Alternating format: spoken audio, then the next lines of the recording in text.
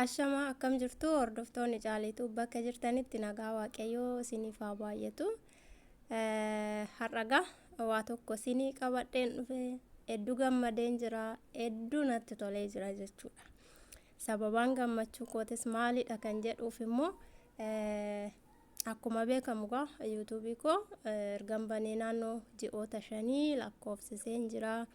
Ji'oota 5 kana keessatti garuu ulaagaalee yuutuubiin narraa barbaadu hunduma isaa guuttachaan ture, akkasumas qormaatilee achi keessatti naqonnaman hedduu isaanii darbaan ture.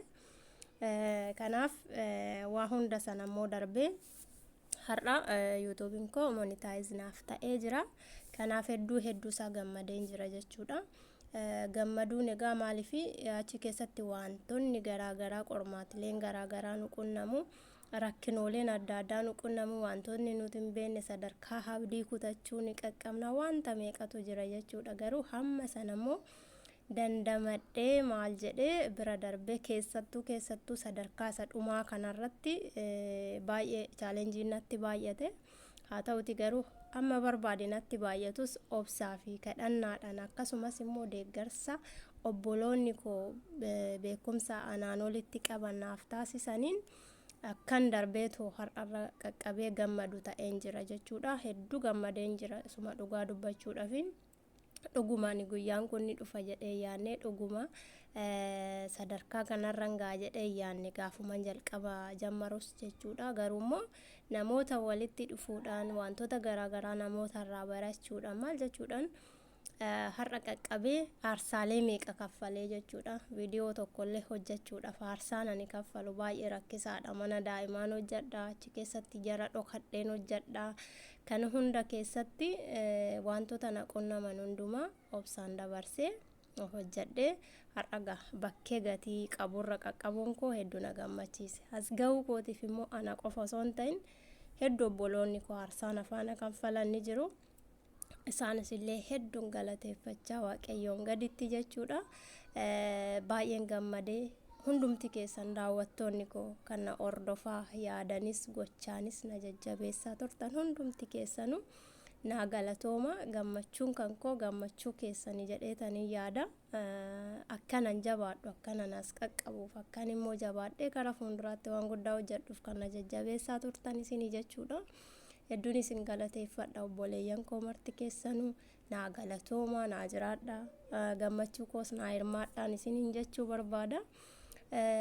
Asirratti garuu wanti ijoolleen amma obboleeyyan koo hamma reefuu haaraa bantanii hojjechaa jirtan wanti isiniin jechuu barbaadu yoo jiraate otoo abdiin kutiin jabaadhaa hojjedha.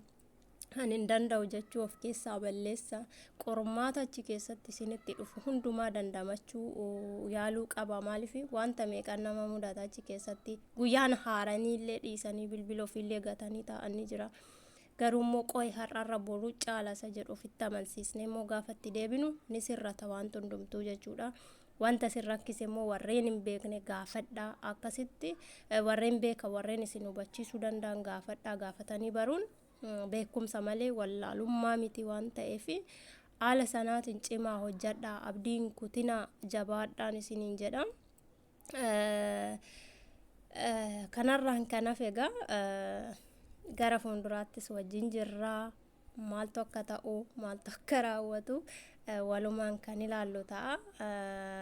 Egaa nama wanta gaarii hojjetee biyya isaatiif ta'u, maatii isaatiif ta'u, wal gargaaru, nama wal jabeessu waaqayyoon nu haa taasisu. Kanaan olitti immoo gammadee naman isin galateeffachuu danda'u waaqayyoon anaanis na haa taasisu. Inni wanta isa kana na keessa na dabarsisa immoo gara fuulduraas akka na dabarsu abdii guddaan qaba. Obboleeyyan koo biroon egaa jabaadha. Haalli keessa jirtan hundumtuu isin hin daangessiniiti.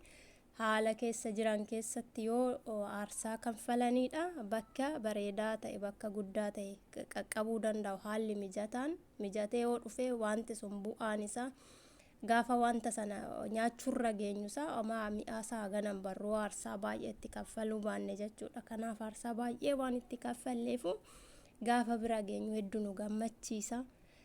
jabaadhaa isiniin jechuun barbaada. Gammachuun koo ana daangaa hin qabu. Keessumattuu kanan isiniin jechuu barbaadu ana yuutuubiin koo